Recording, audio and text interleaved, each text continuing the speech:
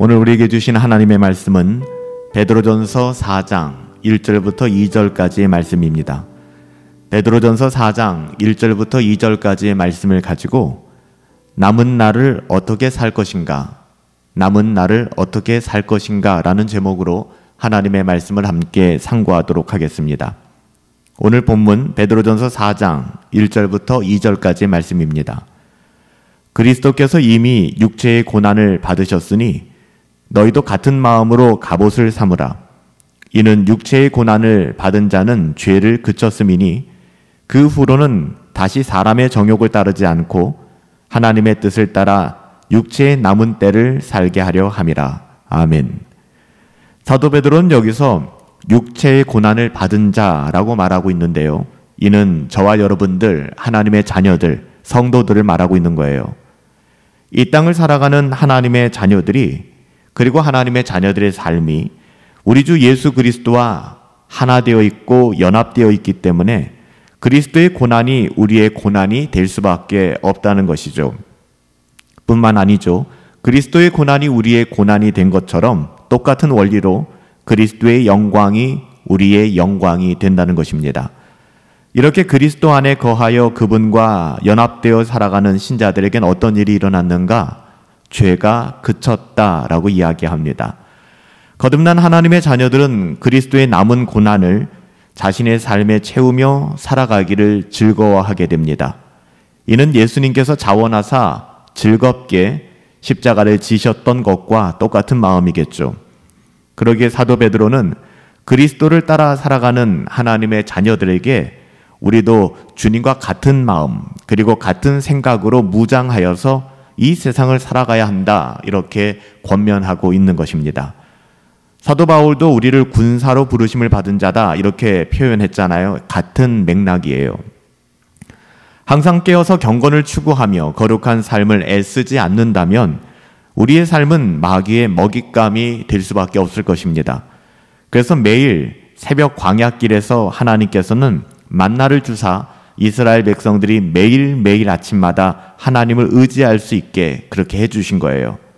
그냥 쉽게 생각할 때 속 편하게 한 번에 다 주시고 알아서 살아라 하면 여러분 좋을 것 같죠?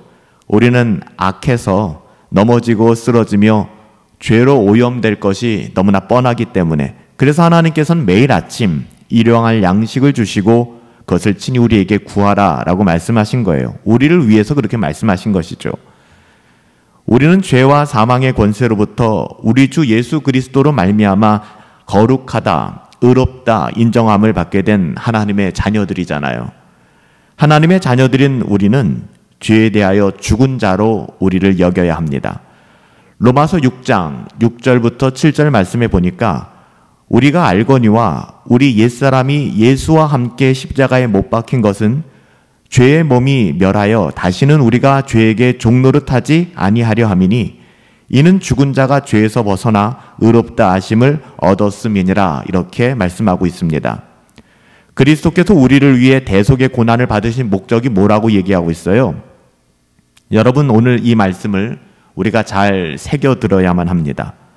그리스도께서 우리를 위해 대속의 고난을 받으신 목적이 바로 우리로 하여금 다시는 사람의 정욕을 따라 살아가지 않고 오직 하나님의 뜻을 따라 우리가 이 세상에서 남은 육체의 때를 살기 위함이다 라고 말씀하고 있어요. 그러니까 우리를 구원하신 목적이 뭐라는 거예요? 하나님의 자녀답게 살아가게 하기 위함이다 라고 이야기하는 것입니다. 사람의 정욕이 뭘까요? 사람의 정욕은 보암직도 하고 먹음직도 하고 지혜롭게 할 만큼 탐스럽기도 해서 그 정욕에 이끌려 살아가는 이기적인 삶, 자기가 주인된 삶을 살아가는 것, 이것이 육체, 인간의 정욕입니다. 그렇게 살아가서는 안 된다는 것이죠. 만약 우리가 하나님의 자녀라고 하면서도, 그럼에도 불구하고 하나님의 사랑을 입은 자라 이렇게 이야기하면서도 우리가 이기적으로 죄 가운데 살아간다면 그것은 하나님을 거짓말하는 거짓말쟁이로 만드는 것이다. 성경은 이렇게 이야기합니다. 사도 요한의 증언이었죠. 결코 하나님의 자녀들은 그렇게 살아갈 수 없다라고 이야기하는 거예요. 사람의 욕심이라고 하는 것이 참 추하고 무서운 것인데요. 이 욕심이라고 하는 것이 수많은 죄를 만들어내는 원인자와도 같습니다. 그래서 구원받은 우리들은 하나님의 그 뜻에 따라 살아가야 되지 결코 사람의 욕심에 이끌려서 살아가서는 안 된다는 거예요. 하나님의 뜻을 따라 거룩하고 선한 삶을 추구하며 살아가야 한다는 것입니다. 사도 바울은 에베소서 4장 22절부터 24절 이렇게 증거했습니다. 너희는 유혹의 욕심을 따라 썩어져가는 구습을 쫓는 옛사람을 벗어버리고 오직 심령으로 새롭게 되어 하나님을 따라 의와 진리의 거룩함으로 지으심을 받은 새로운 사람을 입으라 이렇게 말씀합니다. 또한 사도 바울은 갈라디아서 5장 16절 17절에서 너희는 성령을 따라 행하라 그리하면 육체의 욕심을 이루지 아니하리라. 육체의 소욕은 성령을 거스르고 성령의 소욕은 육체를 거스르나니 이 둘이 서로 대적함으로 너희의 원하는 것을 하지 못하게 하려 함이라. 하나님께서 우리로 하여금 우리가 이 세상을 살아갈 그 남은 날 동안을 경건하고 거룩하게 하나님의 자녀답게 살아가기를 원하세요. 이는 사람의 정욕에 이끌려 살아가는 것이 아니라 오직 하나님의 말씀을 따라 삶과 경건을 추구하며 거룩한 삶을 애쓰며 살아가는 것을 말하는 것이죠. 제가 여러분들에게 계속해서 매일같이 하나님의 자녀답게 살아갑시다 라고 말씀드리는 이유도 바로 여기에 있는 것입니다. 인간의 정욕을 따라 노아 시대를 살았던 인류에게는 하나님의 심판만이 있을 뿐이에요. 사도 바울 역시 로마서 12장 1절부터 2절에서 하나님의 자녀다운 삶을 이렇게 권면하고 있잖아요. 로마서 12장 1절부터 2절 말씀이에요.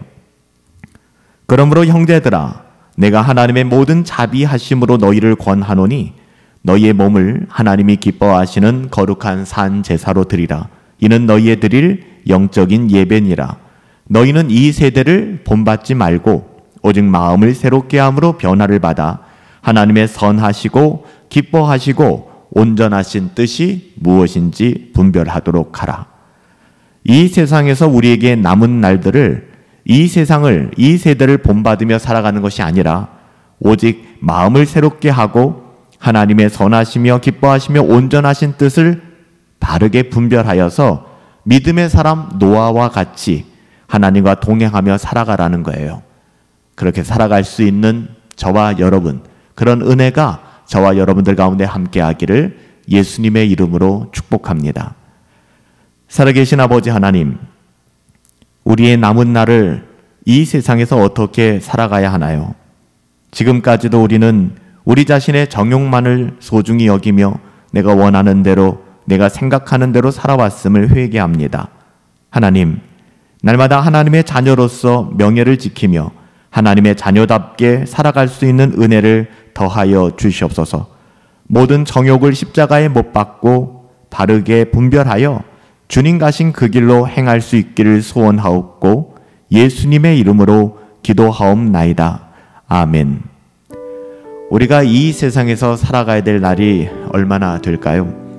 요즘은 정말 모르겠어요. 하루에도 수많은 사건과 사고 그리고 자연재해까지 우리는 정말 알 수 없는 세상에서 살아가고 있는 것 같습니다. 여러분, 하나님을 신뢰합시다. 그리고 하나님께 순종하며 살아갑시다. 이것만이 정말 알 수 없는 이 세상에서 우리에게 참된 위로와 소망이 됨을 믿습니다.